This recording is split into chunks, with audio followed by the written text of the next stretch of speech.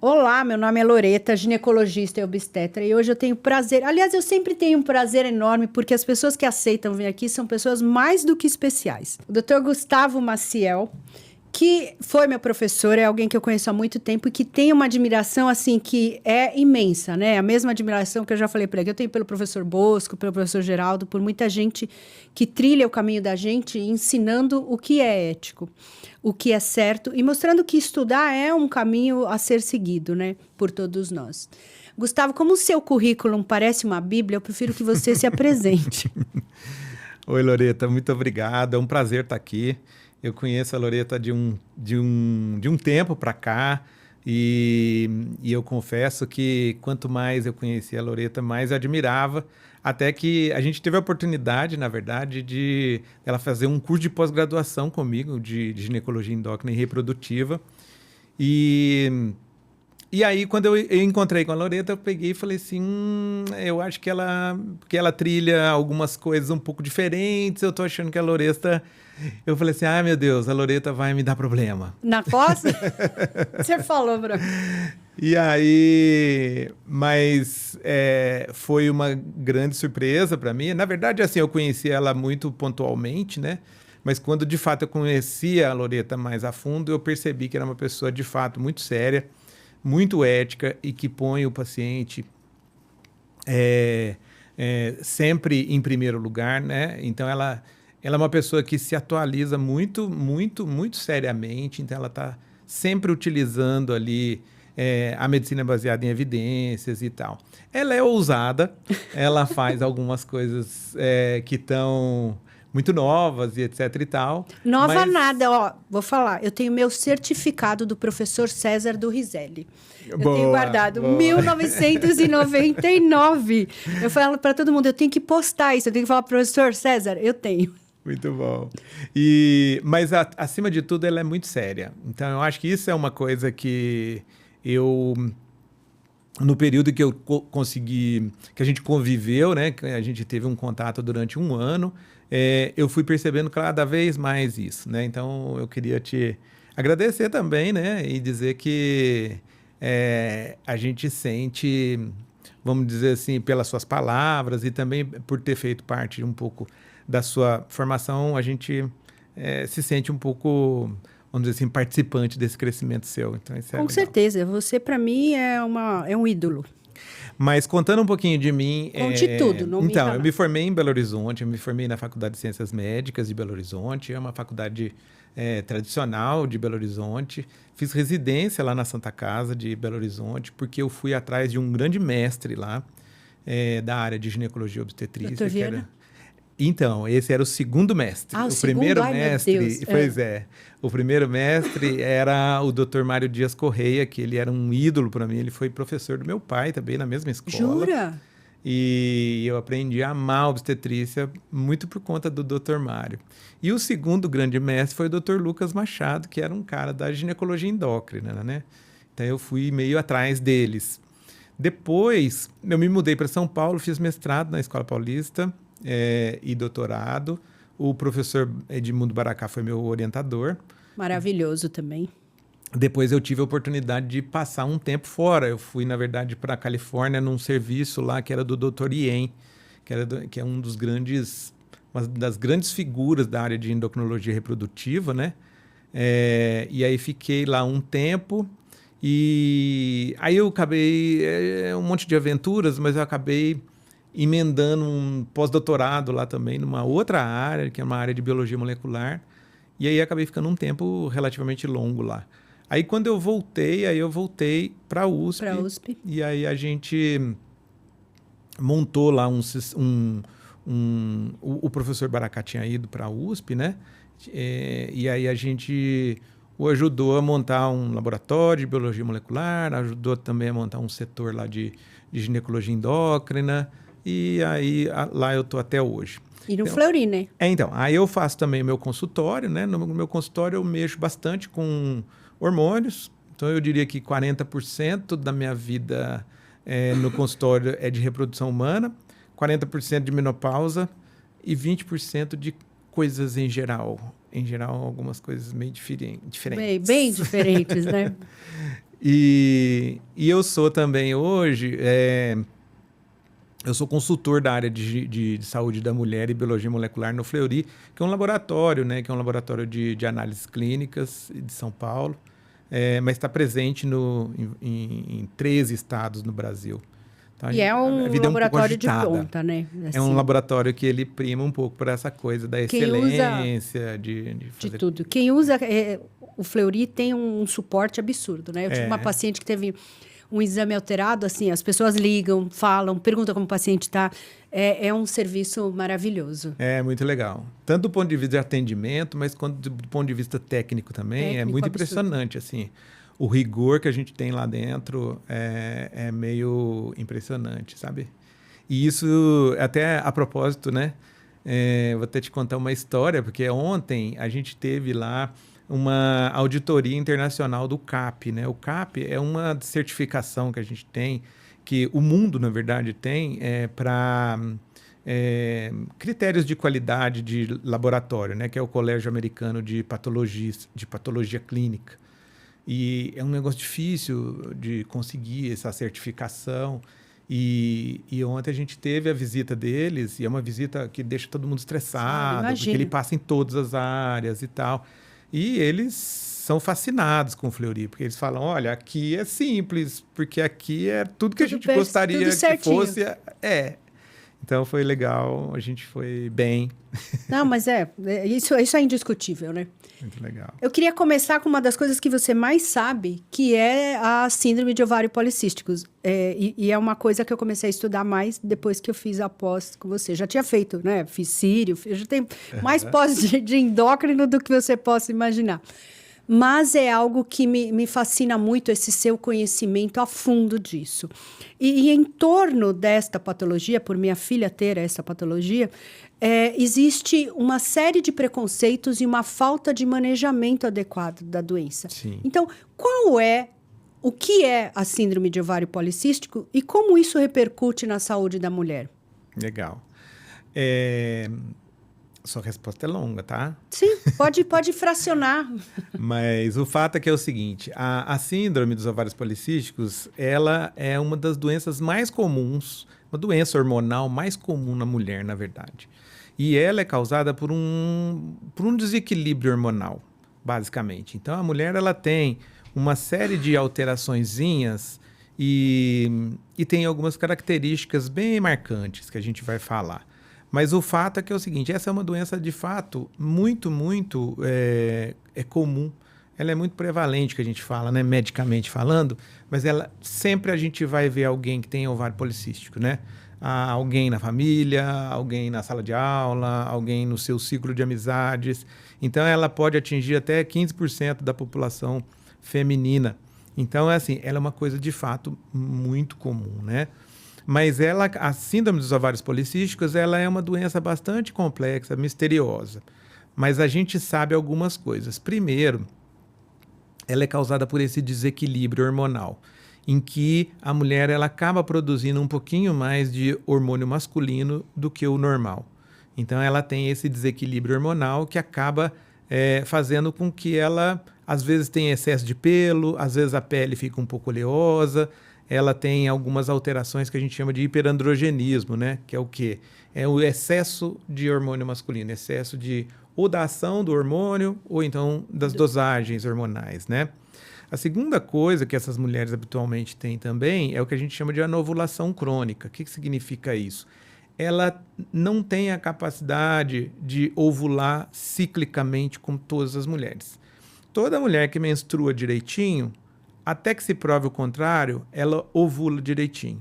Uhum. As pacientes com ovário policístico, habitualmente, elas não menstruam certinho. Então, normalmente atrasa a menstruação. Então, a gente sabe que por alguns fatores ovarianos, alguns fatores hormonais, alguns fatores de controle mesmo, elas têm esse probleminha que elas não conseguem ovular todo mês. Então, a menstruação tem essa característica de ser desregulada. E a terceira coisa, o que causa muita confusão também, né? É que o fato dela não ovular todo mês, o ovário dela começa a ficar cheio de microfolículos, né? Microcistos. Então, por isso que a gente fala que ela tem microcísticos ou então policísticos. Então, isso é uma confusão que a gente vai conversar durante esse nosso bate-papo aqui. Mas as 3 características principais são essas que eu falei. Então, ela tem um excesso de androgênio, ela tem excesso de hormônio masculino, ela tem essa alteração aí nos ciclos menstruais e ela tem alteração nos ovários. Mas muita gente pode pensar que ter muita testo é bom para essa mulher. Porque ela deve ser transona, ela deve ser musculosa. Exato. Conta aí. E aí é uma coisa super interessante, porque... Mas antes eu vou te falar uma outra coisa. Ah, diga. Não, é tudo nessa mesma linha. Então, essas mulheres, elas também têm um probleminha, porque junto com esse distúrbio hormonal, elas têm uma tendência também de ter alguns problemas metabólicos. Então, por exemplo, ela tem mais facilidade para ganhar peso, ela perde peso de um jeito um pouco mais lento, tem uma tendência, né? Tem uma tendência de ter alterações no colesterol, tem uma tendência maior de ter diabetes. Então, essa seria uma segunda vertente da coisa.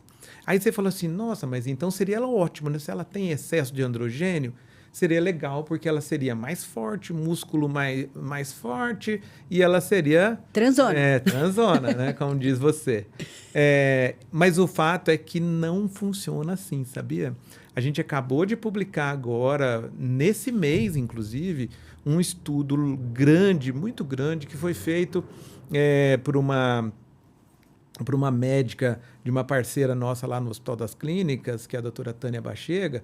A filha dela, a Fernanda Bachega, ela é a primeira autora desse estudo que a gente trabalhou, que a gente compilou um monte de trabalhos para saber se a sexualidade na mulher com SOP ela é melhor. Então, assim, já que ela tem mais androgênio, provavelmente a libido é melhor, a performance sexual é maior, o desejo é maior.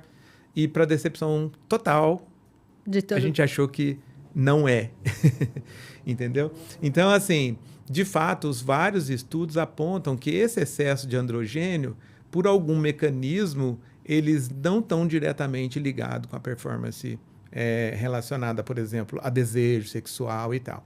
Pior ainda, para ser bem sincero, boa parte dessas mulheres, elas têm índices maiores de ansiedade e depressão.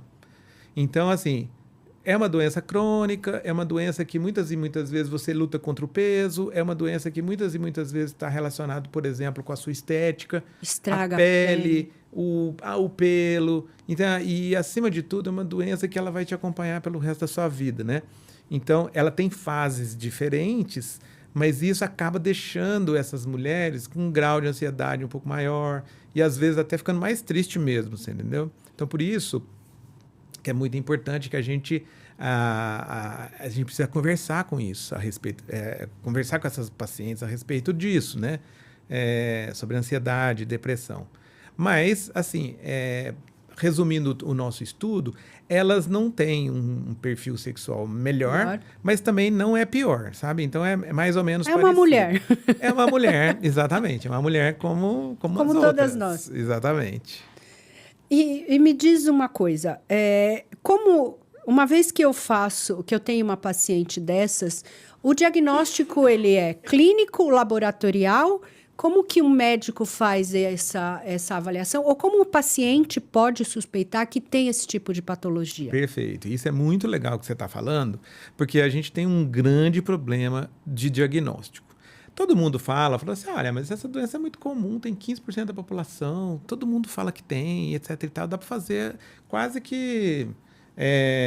olho no Google, eu já faço o diagnóstico. Uhum. O grande problema, existe um estudo italiano super interessante de um professor chamado Enrico Carmina, em que ele mostrou que 70% dos diagnósticos da síndrome dos ovários policísticos tem algum probleminha, entendeu? Ou erro, ou demora, ou então diagnostica muito.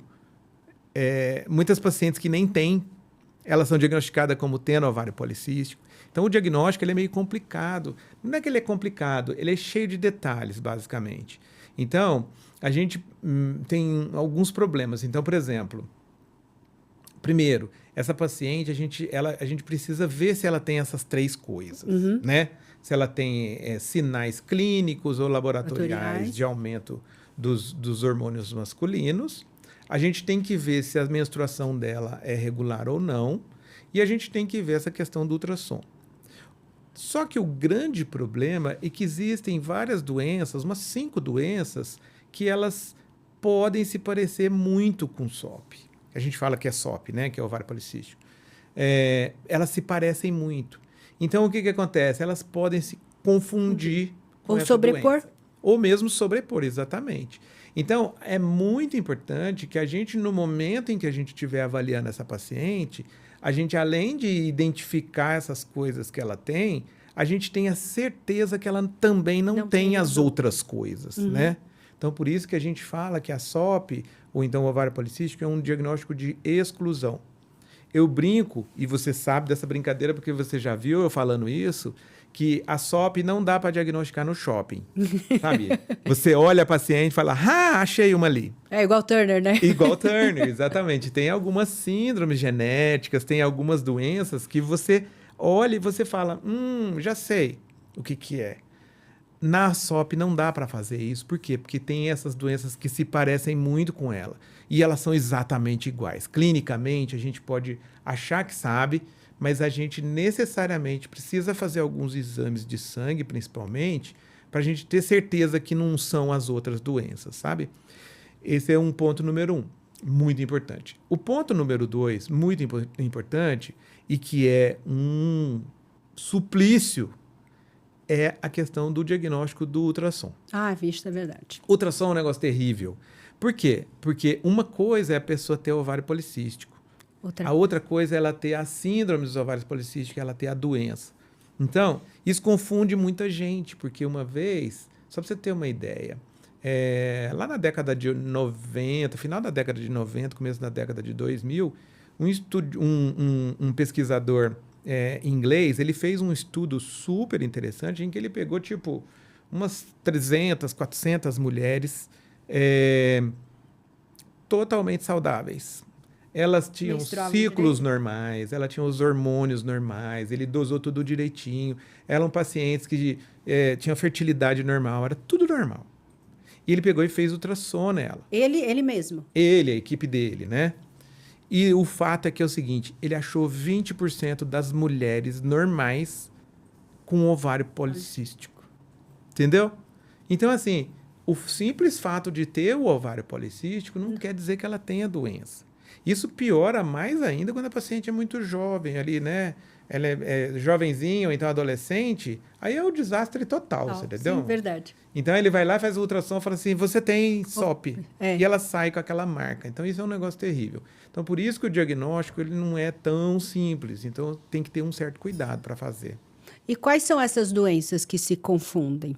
Então, por exemplo, existe uma doença que ela chama hiperprolactinemia. A hiperprolactinemia é uma produção de um hormônio que a gente tem cerebral, que chama prolactina, que está muito relacionado com amamentação.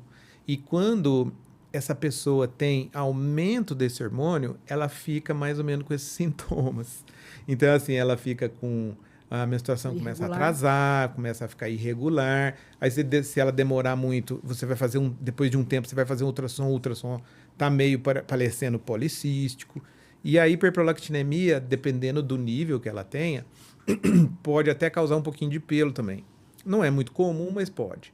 Então, essa confunde. Outra doença é uma doença da suprarrenal, que a gente chama de hiperplasia adrenal congênita, né? O nome é bem esquisito, mas ela é uma doença relativamente comum. Ela é tão comum que a gente, por exemplo, faz o rastreamento dela no teste do pezinho quando a criança nasce, né? Que é para pegar as formas mais graves. As formas mais leves começam e tem uma tendência de começar em paciente jovem. E a paciente jovem vai ter exatamente esses mesmos sintomas. A pele começa a ficar ruim, começa a nascer pelo, aumenta os níveis de androgênio, ela começa a ter uma tendência de ter... Porque a adrenal faz essa produção. Faz a produção de hormônios também, né? De hormônios androgênios também, assim como o ovário. Então, no final das contas, clinicamente, não dá para a gente ter certeza qualquer outro, só falando com a paciente. Então, a gente precisa necessariamente pedir alguns exames para ter certeza. Alguns tumores ou então algumas alterações ovarianas podem também causar isso. alguns problemas da tireoide. Então, se a tireoide não está funcionando bem, às vezes pode parecer que essa paciente tenha SOP também. E aí tem uma outra doença que é um pouco mais rara, mas que se chama síndrome de Cushing, né? Que ela tem uma produção de cortisol muito elevada por algum motivo e às vezes ela parece que ela tem Essa SOP, é bem né? mais rara. Ela é mais rara, exatamente. Mas a gente tem que ficar atento. Sim. E pensando na síndrome de ovário policístico, uma vez que eu fiz o tratamento, o diagnóstico, um dos tratamentos, de que forma a gente maneja o tratamento e por que o anticoncepcional é tão condenado? Tem um negócio que me irrita profundamente na internet, no Instagram, alguém fala assim, anticoncepcional não cura SOP. Boa. Né? Então, assim, pode falar tudo o que você quiser. Qual é a sua visão desse tipo de posicionamento frente a uma sociedade, que é a Sociedade dos Ovários Policísticos, né? Que já tem um guideline para isso? Porque, assim, eu posso fazer coisas inovadoras, mas o guideline ele é muito importante quando ele existe. Perfeito. Então, nesse sentido, eu acho que você... por isso que eu te elogiei, porque, assim, uma coisa é você fazer inovação, a outra coisa é você fazer loucura com o paciente que está te pagando a consulta, por exemplo. Né? Então, tem muita gente que faz muita loucura. E, assim, às vezes a gente acha que ele tem limite, mas os limites, eles são... Muito grandes, muito longe. Então, o que é importante é que a gente tem que ter, de fato, uma responsabilidade, porque tem um monte de gente que gasta a vida inteira estudando essa doença. Sabe? Não é um sujeito que faz um curso de final de semana ou então que vai lá e faz um curso qualquer e que se auto-intitula. Ou então fala, não, mas eu aprendi sozinho. Você entendeu? Isso é uma coisa bastante complicada porque quando a gente fala de um guideline, de um consenso, de uma coisa, é um monte de gente que dedica a vida fazendo aquilo e que sabe profundamente aquelas coisas, né? Não, mas eles são conservadores, eles têm interesses por trás. Mas a grande questão é que, vamos dizer assim, a gente tem uma noção muito clara, e isso são feitos basicamente por estudos clínicos, estudos também de laboratório. Então, a gente tem uma noção da complexidade dessa doença, né? Então, isso é uma coisa importante. Então, a gente sabe que essa doença, ela tem um monte de características e complica um pouco a vida da gente. Quer ver um exemplo? Ela pode e não pode ter várias dessas coisas que a gente acabou de falar. Tem paciente que ela tem muito pelo no rosto, por exemplo. Tem paciente que tem ovário policístico, que tem a síndrome, que tem SOP e que não tem pelo. Entendeu? Então, isso complica a nossa vida. Tem paciente que ela tem infertilidade, tem paciente que não tem infertilidade. Então, como ela é uma doença que ela se apresenta clinicamente de muitas formas... É tipo um caleidoscópio. Exatamente. Então, ela se apresenta de muitas formas, então isso dificulta um pouco para você diagnosticar. E dificulta também quando você vai tratar. Então, por exemplo, imaginemos, às vezes, o tratamento de uma coisa que ela tem, ele é exatamente a medicação que você vai usar, ela é o oposto da outra coisa que ela também quer. Vou te citar um exemplo. Às vezes, a paciente ela chega para você e fala, ai, doutora, eu tô com excesso de pelo no meu rosto, excesso de pelo no meu corpo, e eu queria... minha menstruação é irregular, e eu já fiz os exames e eu tenho ovário policístico. Ok. E aí, ela chega para você e fala assim, mas eu também tenho desejo de engravidar. Então, o grande problema é que o tratamento para o excesso de pelo para ela, ele muitas e muitas vezes, ou ele bloqueia a fertilidade dela, ou então ela impede no sentido de os remédios que a gente utiliza para tratar o pelo podem fazer mal para o bebê. Então, naquele primeiro momento, ela não pode fazer as duas coisas juntas. Não ela vai ter que escolher. Então, ela vai ter que escolher o que fazer primeiro. Então, esse é o primeiro passo do tratamento que a gente precisa identificar com essa paciente qual é a prioridade de tratamento dela naquele momento. Será que eu quero perder peso agora? Será que eu quero melhorar os pelos? Será que eu quero regularizar meu ciclo? Ou será que eu quero engravidar agora nesse momento? Então, essa é uma coisa importante da gente identificar e falar para essa paciente. Agora, se a gente for pegar e decompor os vários problemas, falando assim, beleza, então o meu primeiro problema que eu quero é tratar o meu pelo e regularizar meu ciclo. Nesse aspecto, a pílula anticoncepcional, ela está escrito lá nos guidelines que ela é a primeira linha de tratamento. Entendeu? Por quê? Porque ela melhora vários aspectos, né? Então, primeiro, ela vai baixar aquele excesso de produção de hormônio masculino que essa paciente tem, que a gente queria. Segundo, ela vai melhorar a pele da paciente. Terceiro, ela vai ajudar a combater o crescimento dos pelos e vai até fazer o pelo cair. Terceiro, ela vai regularizar o ciclo da paciente. Entendeu? E, acima de tudo, ela vai dar uma organizada hormonal nessa paciente. É como se desse um descanso, né? Umas férias. Um descanso para o ovário, exatamente. Então, nesse aspecto, ela vai colocar, a pílula vai colocar o ovário em repouso, que a gente fala. Falar, mas tem um lado ruim também? Tudo tem seu lado bom e tem seu lado ruim. Então, assim, tem algum risco também? Tem, sem dúvida. A pílula tem risco, tudo tem risco. A gente está vivo, tem risco. Sim. Não é verdade? Então, nesse aspecto, a gente tem que conversar com a paciente e sempre botar numa balança o que eu preciso agora e o que para mim agora é mais importante, sabe? Aí, com relação a essa questão, então, assim, para paciente que não tem desejo reprodutivo e que ela quer regularizar o ciclo e melhorar os sintomas de excesso de hormônio masculino, a primeira linha de tratamento, a mais eficaz, é, sem dúvida, a pílula anticoncepcional. Qual pílula? Depois a gente pode, fazer um outro podcast só disso. Uma aula, né? Mas a questão é a seguinte, a gente não pode ter preconceito disso. Tem alguma paciente que ela precisa tomar o resto da vida dela, precisa tomar pílula? A gente, hoje em dia, combate essa ideia. Você entendeu? Por quê? Porque a cada época da vida da paciente, ela vai necessitar de uma coisa. Diferente. Então, hoje em dia, a gente fala para a paciente, se ela, por exemplo, é jovem, tem esse problema de pele, começou a namorar, e etc., e tem uma série de... A menstruação está desregulada, nada melhor do que uma pílula para ela. Anticoncepcional, sim. Entendeu? Por quê? Porque ela vai pegar 5 coisas que ela precisa e vai resolver com uma medicação só. Que é segura, né? Que é segura. Então, mas ela vai ficar a vida inteira tomando? Não tem necessidade de uma pessoa tomar a pílula a vida inteira. Hoje em dia, claramente, a gente fala em determinado momento da vida da paciente, com ovário policístico ou sem ovário policístico, eu no meu consultório, eu não deixo o paciente ficar tomando pílula durante... beleza. Antigamente, até os 50 anos. Exatamente. E trocar até 50 depois. anos. Quantos anos você toma pílula? Eu tomo 20 anos. Hoje em dia, para mim, isso é uma coisa inadmissível, você entendeu? Então, ela, durante um período, é bom, mas não precisa tomar a vida inteira. Aí, e tem um outro lado, né? Quer dizer, será que é sempre só ruim a coisa? Não é só ruim. Então, a gente pode lançar mão de várias coisas a depender da necessidade da paciente. Agora, aquela coisa que você me falou, eu acho muito importante, que é a questão de que a pílula mascara a doença, né?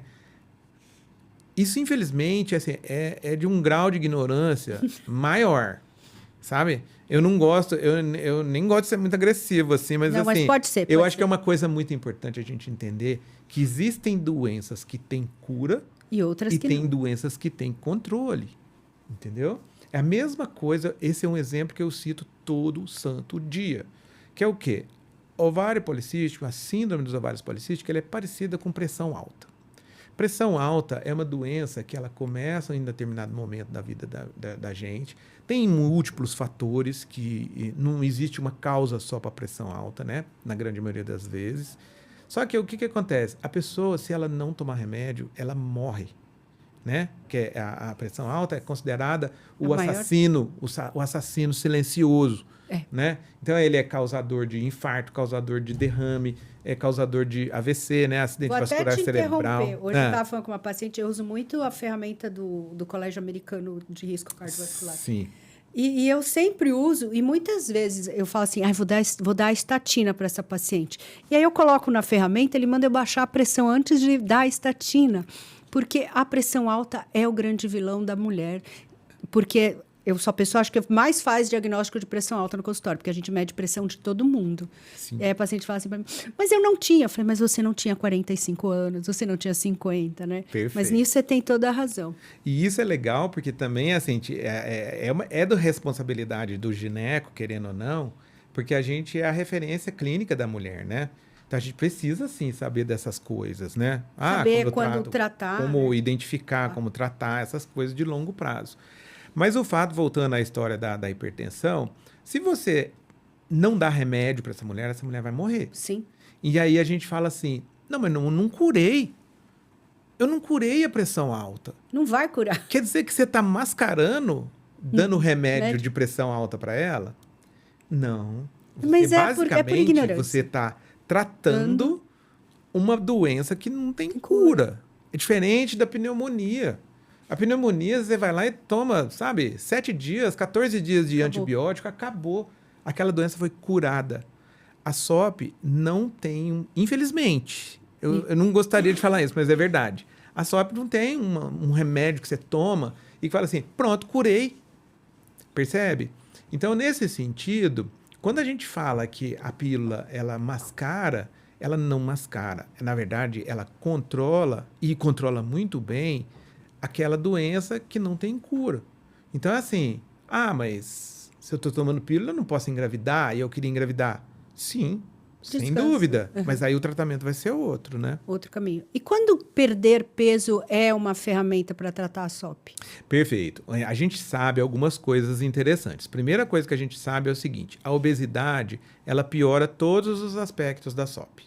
Então, assim, a paciente que ela tem IMC acima de 30, que ela está com problema de obesidade, é assim, os ciclos têm uma tendência de ser piores, então, assim, os problemas menstruais são piores, a tendência de, o próprio hirsutismo, ou seja, o excesso de pelo, ele tem uma tendência de ser pior, a produção hormonal, o desequilíbrio é maior ainda, o que a questão do risco para diabetes, por causa da resistência insulínica, também é maior. E até as doses de remédio que ela vai tomar, elas precisam ser ajustadas, porque a resposta é pior. Então, a gente sabe que a obesidade piora todos os aspectos da SOP. Piora sono, porque a gente sabe que essas pacientes têm problema de apneia do sono mais frequentemente. Essas pacientes têm também problemas, se eventualmente elas engravidam. Então, assim, a obesidade ela é ruim, e com a SOP ela é pior ainda, né? Então, quando a gente vai fazer o manejo, a gente sempre recomenda que é o seguinte, fique de olho no peso da paciente sempre quando ela tem SOP. Todos os pacientes merecem essa mesma frase, mas com a paciente com SOP, a atenção tem que ser redobrada. Por quê? Porque ela tem esses probleminhas de ter maior tendência de engordar, ou então ter mais dificuldade para perder peso, né? Então, a gente sabe que se, por exemplo, uma paciente obesa, ela perde 5% do peso corporal dela, ela já tem benefícios. Tanto do ponto de vista reprodutivo, ela começa a ter melhora no padrão de ovulação dela, quanto em termos de risco metabólico, que a gente chama, né? Então, por exemplo, o colesterol tem uma tendência de melhorar, a resistência insulínica tem uma tendência de melhorar também, mas, de novo, tem essa relação, né? Quanto mais você perde peso, maiores são os benefícios. Agora, se eu era obesa, tinha SOP, e eu voltei para o peso completamente normal, eu curei? Não curou. Porque a SOP ela tem uma base, né, que fica ali. Então, se você melhorou completamente, é porque não era SOP. Meu pelo acabou, meus hormônios voltaram ao normal, eu estou ciclando normal, então beleza. Depois que eu emagreci, tudo melhorou. Não, então você tinha outra coisa. Entendeu? Sim, perfeito. Adoro essa parte aí. E em que ponto a semaglutida, a tirzepatida vieram revolucionar essa parte do tratamento? Perfeito. Isso é uma coisa legal, porque, na verdade, a gente sempre fala que SOP tem um aspecto reprodutivo e um aspecto metabólico. O que significa isso? O reprodutivo está relacionado ali com aquela parte de desequilíbrio hormonal, que o ovário não funciona direito, que ela às vezes pode ter um pouquinho mais de dificuldade para engravidar, porque ela não ovula todo mês. Então, esse é um aspecto muito importante. O segundo aspecto muito importante é que a grande maioria dessas mulheres tem esse aspecto metabólico. O que significa isso? Dificuldade para controle de peso, aumento da resistência insulínica, aumento da chance dela virar diabética daqui a 10 anos, ou seja, 10 anos antes da população geral. Então, essa paciente, ela tem mais dificuldades. Então, nesse sentido, quando você pegou, por exemplo, a liraglutida, a tirzepatida, que são novos medicamentos, né, são os análogos do GLP-1 que a gente chama, eles, de fato, eles melhoraram muito, porque eles vão fazer um controle do peso e, acima de tudo, vão fazer um controle da resistência insulínica. Então, nesse aspecto, eles vieram para mudar. A gente ainda está descobrindo todo o potencial desses medicamentos ainda. Tá? Então, por exemplo, existem outros medicamentos que a gente pode utilizar para diminuir a resistência insulínica? Sim, existem. Por exemplo, metformina é um clássico. Só que o poder que a metformina tem para diminuir o peso muito pequeno. É muito pequeno, né? Então, ela melhora, ela tem um efeito um pouquinho, vamos dizer assim, mais leve. Ela é eficaz, sim, mas os análogos de GLP-1, eles são diferentes, né? Mas a gente ainda não sabe tudo sobre eles, né? Não, sim, mas eles são uma ferramenta muito importante. Sim, né? sim. Eu acho que, assim, isso revolucionou muita coisa. Diante dessa doença metabólica, ao longo da vida, qual é o prejuízo dessas mulheres em termos de desfecho? Elas infartam mais, elas morrem mais, elas têm mais diabetes. E o que essas mulheres diferem das mulheres que não têm SOP quando elas envelhecem e têm que fazer reposição? Boa. Eu faço as perguntas, né? Mas eu nem tinha... Não as suas perguntas são sempre difíceis. Não, você é um gênio, não tem nada difícil. Mas aí tem uma coisa interessante, porque, na verdade, fala assim, mas a minha paciente tem SOP, mas ela não reclamou do pelo comigo, e ela também acha até bom nem ficar menstruando, e ela não importa também com a obesidade. Então, eu vou deixar ela. Como é que chama esse médico? Então, ela fala assim, eu vou deixar ela para ela ficar do feliz jeito... da vida. Exatamente.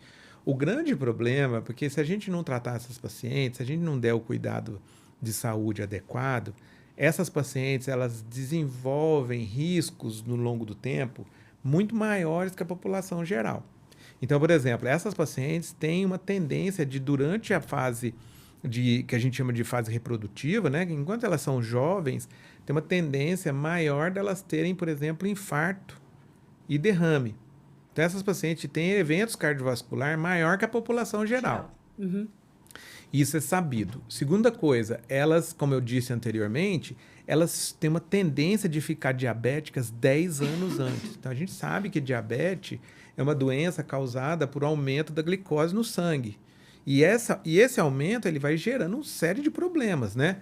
Tem que a gente chama de neuropatia, a pessoa vai perdendo a sensibilidade, movimento, causa impotência nos homens, ela vai causando, por exemplo, o que a gente chama de vasculopatia. Então, os casos graves de diabetes, aquela pessoa que tem que amputar a mão, tem que amputar a perna, por conta de vascularização. Meu marido faz muito isso. Né? Ele é vascular? É. Então. Meu irmão também é vascular e é uma... E aí, o que acontece? E essas pessoas também, que têm diabetes, elas têm problemas de aterosclerose, problemas de visão oculares, muitas ficam cegas. Sim. Então, assim, a diabetes, de fato, é uma doença grave. Então, as pessoas que têm SOP têm uma tendência de, se não forem tratadas, elas ficarem diabéticas 10 anos antes da população geral. Você imagina, a gente tem lá no nosso ambulatório paciente com 28 anos, 30 anos com diabetes. Ai, meu Entendeu? Deus. O que é um desastre, né? Se você for pensar. E essas pacientes também, elas têm uma tendência de ter câncer de endométrio bem maior do que a população geral. Pelo estímulo contínuo ali do estrogênio, né? Então, ela não menstrua todo mês, então ela não renova aquele endométrio. Então, se você for ver, essas pacientes, no longo prazo também, elas às vezes têm uma tendência um pouco maior de ter uma certa dificuldade para engravidar. Algumas delas O têm que até não quer dizer que elas não engravidem, né? Porque eu isso sou nós da vamos época. voltar. Isso nós vamos voltar que eu quero falar, isso é legal. E a segunda coisa é a questão da obesidade. Então, essas pacientes, se a gente não cuida delas, a gente não pode esquecer que a obesidade é uma doença, né? Não é um sintoma. Então, assim, a gente tem que cuidar dessas pacientes, por quê? Porque elas têm tendências maiores de ter essa série de problemas que eu acabei de falar, quando comparadas com a população que não Geral. tem a doença, né? Então, esse é o grande problema. Falar, mas vou deixar ela para ver o Não que é que uma acontece. questão estética, não é uma Isso. questão, é uma questão de saúde. Eu acho a SOP muito complicada. E como você disse, tem muita paciente que chega para mim, tenho SOP. Aí ela emagrece e volta tudo normal. Mas até você convencer a coitada que ela não é uma SOP, Perfeito. a gente já perdeu muito tempo. E em relação à fertilidade dessas mulheres que a gente ia falar? A fertilidade é uma coisa interessante nessas pacientes, sabe? Primeiramente é o seguinte, pelo fato dessa doença ser uma doença muito que a gente chama de heterogênea, né? Ou seja, dela se manifestar de muitos jeitos diferentes, é interessante porque tem algumas pacientes que elas não têm problema nenhum de fertilidade, que ela engravida meio que a primeira vez que ela tenta, entendeu? Outras pacientes, elas já têm problemas de fertilidade. Por exemplo, eu trabalho numa clínica de fertilidade, né? Uma clínica de reprodução humana. 30% das pacientes que estão lá tem problema, tem SOP, entendeu? Então, o grande problema é porque pelo fato delas não ovularem todo mês, a capacidade que elas têm de engravidar, ou seja, a chance que elas têm de engravidar durante um ano é um pouco menor, né? Então, essa é uma coisa. Falar, beleza, eu brinco lá com os meus meninos, né, que são meus alunos, falo assim, olha, quando a paciente está ovulando, você tem que marcar o jantar romântico, né, para engravidar, né? Estou ovulando, então estou próximo de ovular, vamos marcar o jantar romântico. A mulher que menstrua todo mês direitinho, ela tem 12 oportunidades de marcar o jantar romântico. A paciente com SOP não tem 12 oportunidades, entendeu? Ela pode até marcar o jantar romântico, mas ela não vai estar ovulando, entendeu? Então, nesse sentido, o que a gente sabe é que existe uma tendência das mulheres com SOP elas demorarem um pouco mais para engravidar, tá? Então, assim, e eventualmente precisar de ajuda médica, tá? Seja do ginecologista, e alguns casos mais extremos dessa paciente precisar procurar um centro de reprodução porque ela não conseguiu mesmo. Mas o número de filhos que as pacientes com SOP têm é muito semelhante ao número de filhos que as pacientes sem SOP têm também. Entendeu? Então, o que a gente fala é que a SOP está muito mais relacionada a um quadro de subfertilidade do que infertilidade. Entendi. Em relação a uma coisa assim, para falar da SOP que a gente tem, houve na internet, essa é uma coisa que me irrita profundamente, gente que falava que tratava síndrome de ovário policístico com gestrinona. Só fala, pelo amor de Deus, você que é um catedrático, né? Você que é uma pessoa que estuda isso a fundo, que essa possibilidade não existe, por favor. Boa. Então, a gente sabe, Loreta, que a questão é a seguinte. Um dos problemas que a gente tem é o excesso de ação dos androgênios, né? A gestrinona, ela é um progestagênio, ela é da família da progesterona, mas ela tem como efeito um efeito mais androgênico. Então, é mais ou menos de você falar assim, olha, eu descobri, fazendo o paralelo com a pressão de novo, falou assim, olha, eu descobri que tem um remédio ótimo para pressão alta, que é sal. Dá sal e toma bastante água que você vai ser ótimo para sua pressão. Não, é exatamente o oposto. Vai complicar mais ainda. Então, assim, usar a gestrinona para fazer o tratamento de uma paciente que tem ovário policístico é incorreto, na verdade. Por quê? Porque você está botando fogo na fogueira. É porque, assim, Já aconteceu, uma vez eu estava dando aula, alguém me falou assim, eu dei gestrinona para paciente, depois ela engravidou, era uma SOP, ela engravidou. Fiz errado? Eu falei, fez, porque não era SOP. Exato. Não é SOP. Não é, porque... A SOP não vai melhorar. Não vai melhorar, a tendência dela, inclusive, até de piorar, né? Não existe. Gente, sabe, tem coisas assim que me irritam profundamente nessa vida. Mas eu queria terminar com uma pergunta. Só pelo amor de Deus, para que as pessoas colhem serotonina no sangue? Pelo amor de Deus, Gustavo, eu não aguento mais receber exame de serotonina no consultório. Eu tenho que falar com o Gustavo, que o Gustavo ele é responsável pelo laboratório. E eu acho que assim, é um pecado tão grande isso. Vou te falar duas coisas interessantes, sabe? A gente, por exemplo, se você for ver quanto que aumentou o seu convênio ou o seu seguro-saúde nos últimos anos. É uma loucura, não é verdade? Sim. Então, a inflação ficou em 5%, 6%, 7%. Todo ano, o seu seguro-saúde aumenta 20%, 15%, e às vezes chega a um lugar até 35%. O grande problema dessa história, a mesma coisa está no SUS. Aí você vai falar, não, mas isso aí diz respeito só ao mundo privado, não tem problema não. Dinheiro a gente vai lá e trabalha bastante, faz dinheiro e eu posso gastar bastante.